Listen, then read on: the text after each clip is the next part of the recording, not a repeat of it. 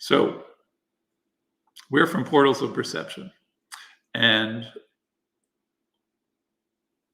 this project that we're undertaking is called Portals into the Soul, which is a new work by Aviv Shahar. And we wanted to introduce it and bring out some of the aspects that we hope to cover in some live events. We have another live event coming up this Thursday at 11:30 a.m. Eastern, just for an hour to open up a dialogue into this subject. It's a vast subject. We'll get into what that is and what it means to us, and what it is not, a little bit about what it is not. But just to say, we are from Portals of Perception. Let me show you this website, portalsofperception.org.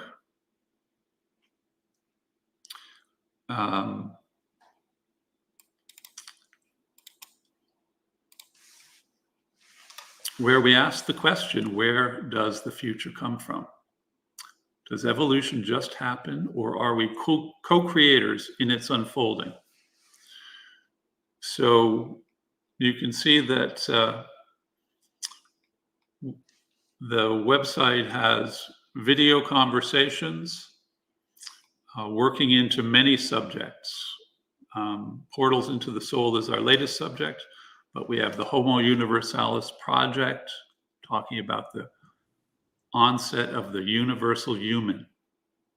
Conversation with Layman Pascal, Pursuing Integral Wisdom. And in the lower right, you can see Portals into the Soul preamble, which is basically some of the things we'll talk about today. So I just wanted to make that visible, give that visible connection to our visitors. And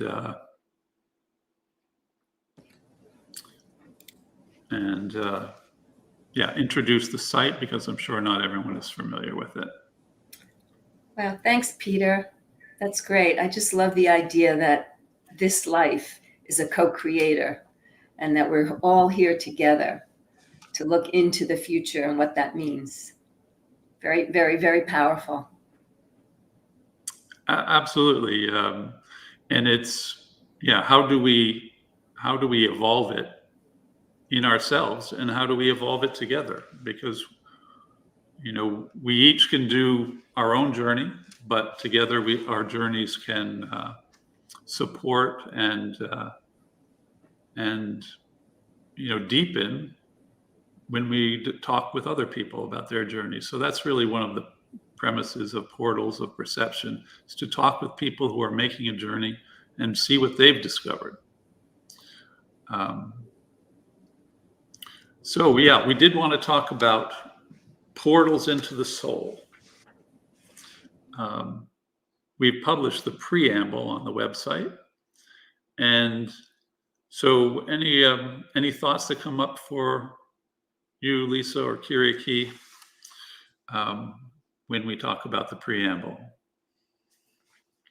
Yeah, well, first of all, it's exciting to be here in this first live YouTube event.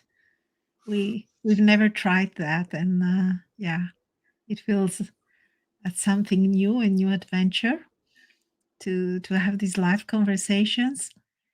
And I've read the preamble and listened to it, and it's really what impressed me is that the writer of Portals into the Soul,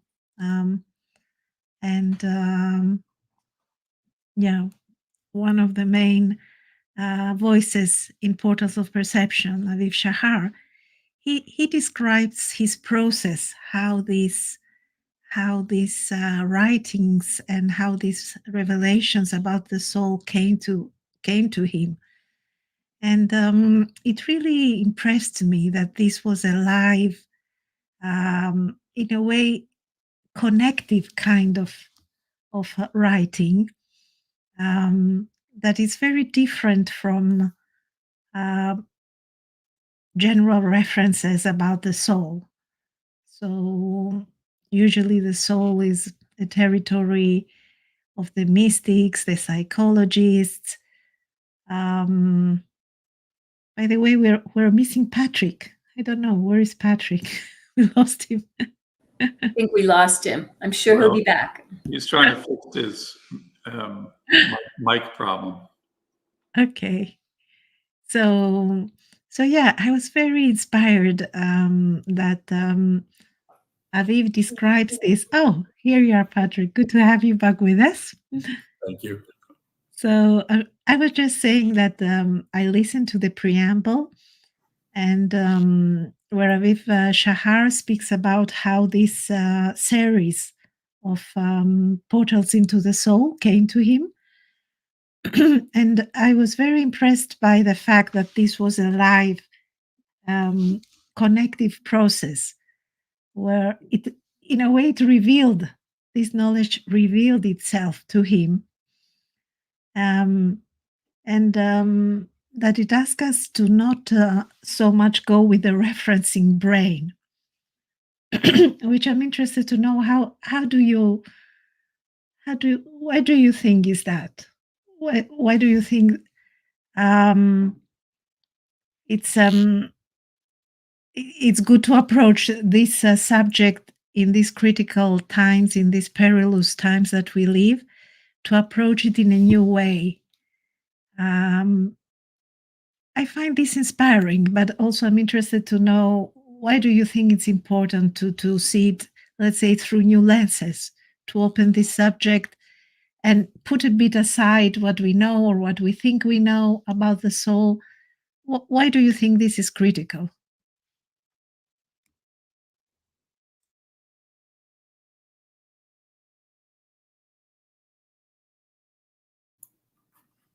I can give you a kind of a very sort of a simple answer for me is, so being raised in a very religious household, I had all kind of references and understandings of soul and spirit and all these terms that in the end had no meaning whatsoever. They're all part of a big theology. And so what I really was appreciating when I went to Portals into the Soul was that you put aside all of that, and it's like you're discovering for the first time what the soul might actually be. But if you're going to be in like that process of discovery, you really have to resist all of these things that you were told when you were growing up or what you thought you knew. And you have to just set those aside and give it a chance to learn something actually new. And I really appreciate sort of the stance that the Portals into the Soul site takes, because it says, we're not telling you, what you have to think or believe. We're going to try this, and then all of you try it for yourself. See what happens with you. And so I appreciate that. And so I'm anxious to see, as this journey unfolds, what we learn more about the soul. Because now I'm really curious, because all of my references are very old and quite honestly not very useful to me in my life. And so I'm looking now for a deeper understanding and something that can make it much more practical. And I take it just from the preamble and discussions with the three of you and others, is that this is going to be sort of a very practical, yes, the soul can be a companion for you, and you can actually use it in your daily life in a lot of ways. And so that's what I'm looking forward to. But I get back to your question. I think we have to just set aside what we think we know about the soul, give this a chance and give it a try and see what happens. Yeah, that sounds good. That sounds good. And also wondering, because in the preamble, Aviv says that especially in these times where we see a lot of things, both the emergent and the emergency happening at the same time.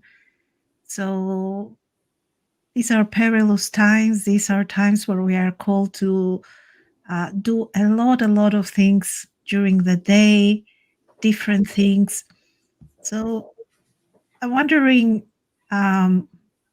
why it's critical to open up the subject of the soul, and what inspires you in relation with the times we live now. Why do you think it's critical to really explore this in an open-ended, friendly, playful, practical way. So Yeah, when we were talking the other day, the four of us, there was something you said, Peter, that really caught me. And I can't remember it. I don't want to put you on the spot, but it was something like the soul was sort of the mediator between this, maybe the spirit and the life.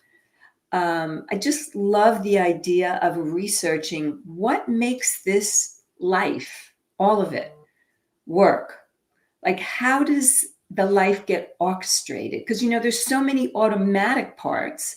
We breathe, the blood pumps. We don't have to think about that. And I just love the idea that the soul is part of an orchestration of how a life goes on, and to better understand that so that we can sort of take charge of our lives. Yeah, one of the things that really connected to me with this preamble was getting inside the idea that we are spiritual beings having a human experience rather than the other way around. And you hear that phrase a lot. I always thought it was a great phrase the first time I heard it. That we're spiritual beings having a human experience. And so if you view us like that, okay, we're a visitor here. We're a visitor into the body. We're a visitor onto the planet. And we come here for many reasons, and perhaps specific reasons we may or may not know. But I do think that the soul is kind of this liaison. It's like our local guide. I think I said the other day, if you went to a foreign country and you wanted to take a tour, you'd get a local guide who spoke the language, who knew the roads, who knew the best places to eat, and it would make your journey much more fulfilling because you'd avoid the pitfalls, and you'd have a way of adapting yourself to the environment you're in. You'd make that adaptation to the ways of the society and culture much more smoothly with that local guide. And I think so. I like to think of the soul as that. So we have a body, we have a spirit, we come from a spiritual place into a body, and the soul is our local guide here, or this is what I'm coming to believe. And so do we have a relationship with that? Because Patrick was talking about his early religious background of learning about the soul. I had a moment when I was, I don't know, maybe 13 or 14, and I thought to myself, I'm an old soul. And, I have no idea what I meant. It's just something I said. I was raised in the Catholic Church, so I had those kinds of ideas about the soul. But I don't know that throughout most of my life, I've gotten a better understanding about what my soul is, or deepened that relationship. Am I talking to my local guide? Am I, am I letting my local guide help me around town, or am I just running around on my own? So yeah, I would put that in. Yeah, that's great. I just want to mention, I'm seeing a message from Bud Silver. Greetings, but I can't respond. So greetings, Bud Silver. I'm glad that you're here. And I really can't see who's in the chat with us. Can you see that, Peter? I can see the people who have commented. I see Bud Okay. Silver and Aviv Consulting. Great. Yeah. So Great. yeah, if you have questions or comments, please put them in the comments and we can work them in. Yeah. Great. yeah. Yeah. I wanted to say about that it's amazing that you had this voice in you saying in a very early age that, oh, maybe I'm an old soul. And I think maybe we all had moments in our lives, maybe difficult moments, also in childhood or in other circumstance, where a voice from us spoke. Let's say we were really depressed, something happened, we were very sad, and maybe hitting rock bottom, and then something calls us, something pulls us, as if we are pulled to continue, to go on.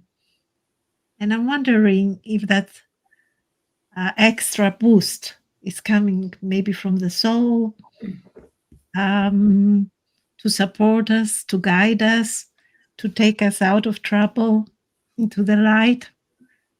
And what stayed with me from what you said, that maybe the soul is a local guide and a mediator between a spiritual life and our earthly life, is that maybe the soul is not something, woo-woo, but it has a function. It's something in us, or we are in it, but it has a function. And if it has a voice or many voices, then maybe we can start to communicate and to listen and tune to these voices. And from what I've seen a little bit from chapter 1, I think one of the main premises in Portals into the Soul is that the soul has a function. And I like this idea about the local guide because, I can imagine how we were driving in unknown countries before the GPS was discovered. And I'm sure the younger generations cannot imagine this, how we were doing that with the maps and, the signs and everything. But it's really much more difficult than when you have a GPS, although sometimes they can be also broken or not working. But if we have a local guide and we establish communication with this guide, then maybe we can navigate much better in the difficulties of our life. Yeah, that's terrific. You know what came to me? An odd little saying came to me that we're all familiar with. I think everyone is. And it goes to the point of, so we have a soul and it's been trying to help us. It influences us whether we know it or not. Because the phrase that came to me is if you picture, at least in the American legal system, you picture a courtroom, very dramatic scene. Someone has been tried for murder. They've been convicted. They're about to be sentenced to death by a judge.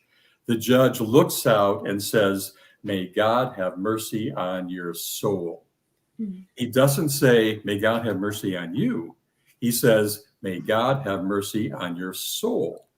So there's some kind of an understanding that our soul is influencing our lives, good or bad. Because there's kind of this, it's like there must have been some kind of folk understanding of what the soul is and does for someone to even think that your soul got you to that point in life where you're standing there and you're facing very dire circumstances. So it's like people know this. At some point, people understood something more about the soul. And you kind of wonder where all that information went, which is why I really appreciate this series, because I'm anxious to now learn more about the kind of the real specifics. Okay, if I have this partner and it might get me into really bad situations, maybe it can help me get out of bad situations. And then I can use this partner to get me to where I really want to go in life. And not be so familiar and haphazard with it, but have it as like a conscious part of my life that I actually use. So hopefully someday someone won't look at me and say, "Boy, may God have mercy on your soul." Yeah. Yeah. Well, I love that idea that this thing that people would describe as woo-woo, the soul, nobody really knows what it is. Nobody. I mean, you talk to 100 people, you get 100 answers. Can you imagine if it turns out to be the most practical tool that we have for the journey we're trying to make in a lifetime?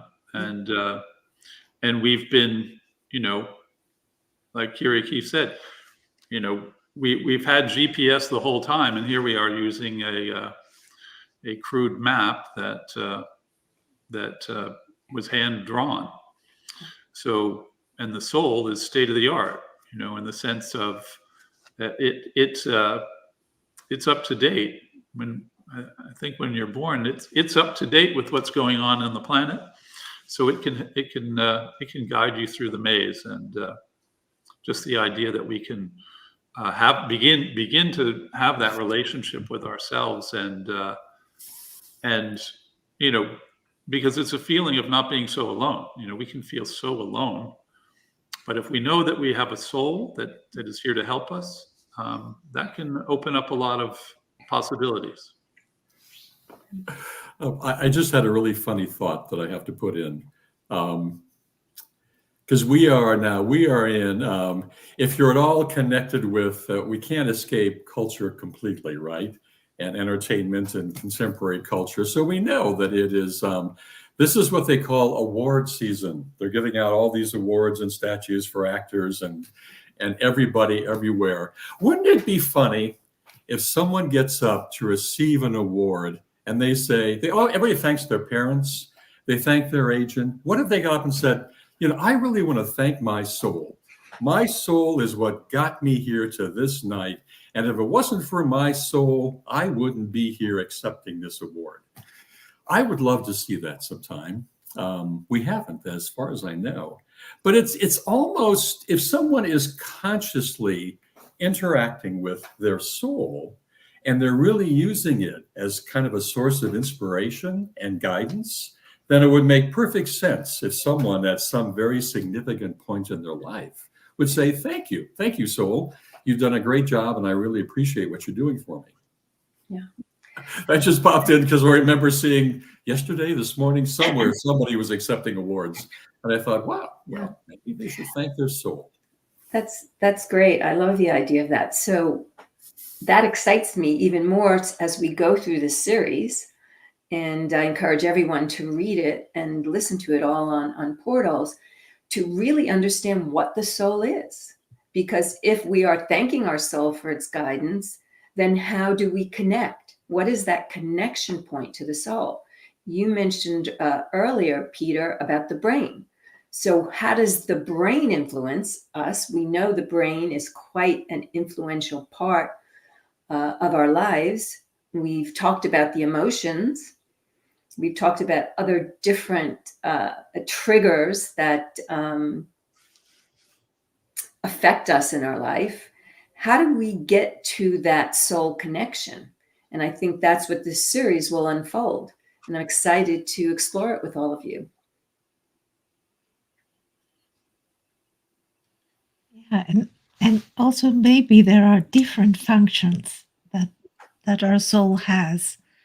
And it's interesting to know, how can our soul affect, let's say, our health, if we are in tune with our soul?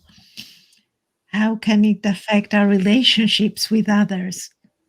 To maybe, if we are in better relationship with our soul, maybe we can have better communication with other souls as well, and in a way function better.